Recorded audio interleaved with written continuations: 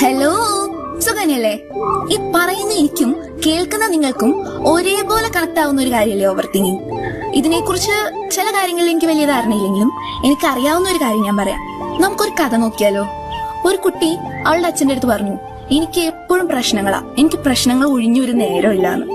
ഉടനെ അവളെ നന്നായി അറിയാവുന്ന അവളുടെ അച്ഛൻ അവളുടെ കയ്യിൽ ഒരു കപ്പ് അതിൽ നിറച്ച് വെള്ളം കൊടുത്തിട്ട് പറഞ്ഞു, ഇത് 1 മിനിറ്റ് പിടിച്ചു കഴിഞ്ഞാൽ ഭാരം തോന്നണുണ്ടോന്ന്. അപ്പൊ അവൾ പറഞ്ഞു ഇല്ലാന്ന് പറഞ്ഞു. അച്ഛൻ പിന്നെയും ചോദിച്ചു, ഇത് 1 മണിക്കൂർ നേരം പിടിച്ചാലോന്ന്. അപ്പൊ അവൾ പറഞ്ഞു, എന്റെ കൈ വേദനിക്കുമെന്ന്. നമ്മളും പലപ്പോഴും ഇങ്ങനെയല്ലേ, ഒരു ചെറിയ കാര്യം ഉണ്ടാവുള്ളൂ, പക്ഷെ അത് ആലോചിച്ച് വലുതാക്കി മനസ്സിനെ വേദനിപ്പിക്കും. ഒരു നാണയത്തിന് 2 വശങ്ങളുള്ള മാതിരി തന്നെയാണ് ഓവർ തിങ്കിങ്ങിന്റെ കാര്യം. ഫാക്ടും അസംഷനും കൂടുമ്പോഴാണ് ഓവർ തിങ്കിങ് ഉണ്ടാവുന്നത്. ഫോർ എക്സാമ്പിൾ, നമ്മൾ നമ്മുടെ ഒരു ഫ്രണ്ടിന് മെസ്സേജ് അയച്ചു. 1 അവർ കഴിഞ്ഞു, 2 അവർ കഴിഞ്ഞു, 3 അവർ കഴിഞ്ഞു, 5 അവർ കഴിഞ്ഞു, 24 hours വരെ കഴിഞ്ഞു, റിപ്ലൈ ഇല്ല. നമ്മൾ അപ്പൊ തന്നെ ചിന്തിക്കാൻ തുടങ്ങും, അവൾ എന്തെനിക്ക് മെസ്സേജ് അയക്കാത്തത്? അവൾ എന്നെ അവോയ്ഡ് ചെയ്യാണോ? അതോ ഞാൻ പറയുന്ന എന്തെങ്കിലും അവൾക്ക് ഹേർട്ട് ആയിട്ടുണ്ടാവോ? ഇതിനെയാണ് നമ്മൾ അസംഷൻ എന്ന് പറയാ, അഥവാ മുൻകൂട്ടിയുള്ള ധാരണ.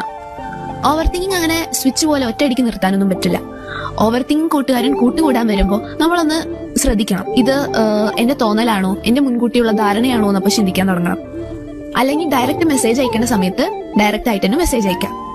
അപ്പൊ ഇനി മുതൽ ഇതൊക്കെ ശ്രദ്ധിക്കില്ലേ? ബൈ.